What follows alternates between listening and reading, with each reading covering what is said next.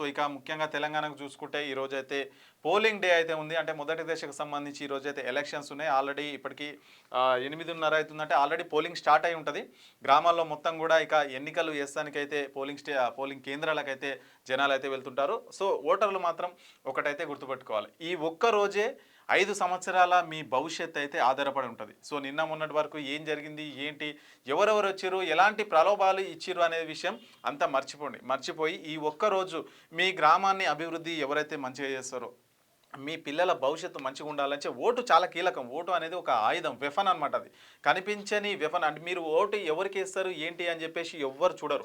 మీరు ఎవరికి వేసిర్రు అని చెప్పేసి కూడా ఏ ప్రభుత్వానికి తెలియదు, ఎవరికి తెలియదు. సో మీకు తెర వెనుక అందుకని మీకు ఫరదా కట్టి ఫరదా చాటున మీకు ఓటు హక్కు కల్పించింది ఎందుకు? మీకు నచ్చిన నాయకుడిని, మీకు పనిచేసే నాయకుడిని ఎన్నుకుంటానికి మీకు ఓటు హక్కు కల్పించారు. ఆ ఓటు హక్కును 500కు 1000 రూపాయలకు బీరు బిర్యానీకి అమ్ముకుంటే మన పిల్లల భవిష్యత్తు మొత్తం కూడా శూన్యం అయిపోతుంది. సో అమ్ముకుంటే తింటే తిన్నారు, తాగితే తాగిరు, పైసలు తీసుకుంటే తీసుకుర్రు, కానీ ఓటు మాత్రం మంచోనికి ఇర్రి, చదువుకున్న వ్యక్తికి ఇర్రి. ఇప్పుడు గ్రామంలో సర్పంచ్ అంటే ఇప్పుడు ఒక ఊరికేమన్నా మన సమస్య వస్తే మండల కేంద్రానికి పోవాలి, జిల్లా కేంద్రానికి పోవాలి, సంబంధిత అధికారులతో మాట్లాడి ఆ సమస్యను పరిష్కారం దిశగా తీసుకుపోవాలి. కనీసం ఒక పోలీసు వాళ్ళతోనో, ఒక ఎంఆర్ఓతోనో, ఒక జిల్లా కలెక్టర్లతోనో మాట్లాడి పెన్షన్ కానీ ఇతరత్ర సమస్యలు ఏమన్నా ఉంటే వాటిని తీసుకెళ్లే వ్యక్తికి, అంటే కొద్దిగా చదువుకున్న వాళ్ళకి అవకాశం ఇస్తే వాళ్ళంతా తిరిగి చేస్తూ ఉంటారు. సో ఇలాంటివి చూసుకోవాలి. అంతేగాని మాకు ఈ పైసలు ఇస్తుండు, ఈయన ఎక్కువిస్తుందని చెప్పేసి ఈయన ఓటేయడం, ఆయన ఎక్కువిస్తుందని ఆయన ఓటేయడం, సో ఇట్లాంటివన్నీ కరెక్ట్ కాదు. సో మీ 5 సంవత్సరాల భవిష్యత్తు ఈ ఒక్క రోజు నిర్ణయిస్తుంది. మీరు ఇప్పుడు ఓటు వేస్తే ఈ ఒక్క ఓటు 5 సంవత్సరాల మీ గ్రామ అభివృద్ధి ఈ ఒక్క ఓటు పైన ఆధారపడి ఉంటుంది.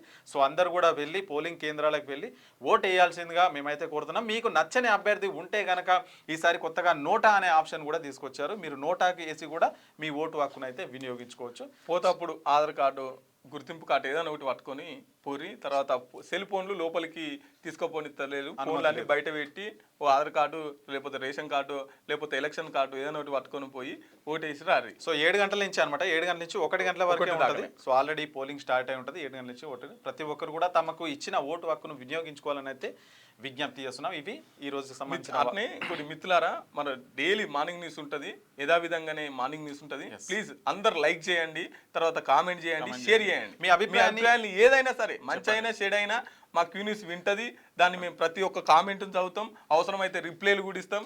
కాబట్టి ప్రతి ఒక్కరు దీంట్లో పాల్గొనాలి.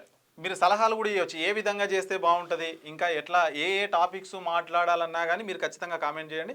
దాన్ని ఖచ్చితంగా మేము చూస్తాం. మేము ఆ విధంగా అయితే ప్రయత్నం చేస్తాం. మీకు వార్తలు రాయడం, విశ్లేషణ చేయడం వచ్చా? అన్యాయాన్ని ప్రశ్నించడం తెలుసా? ఇంకెందుకు ఆలస్యం? క్యూ న్యూస్ మిమ్మల్ని ఆహ్వానిస్తుంది. ఉమ్మడి ఆదిలాబాద్, వరంగల్, కరీంనగర్, నిజామాబాద్, ఖమ్మం, మెదక్, రంగారెడ్డి, హైదరాబాద్, మహబూబ్ నగర్ జిల్లాలకు రిపోర్టర్స్ కావాలను సంప్రదించవలసిన ఫోన్ నెంబర్ 8688926084.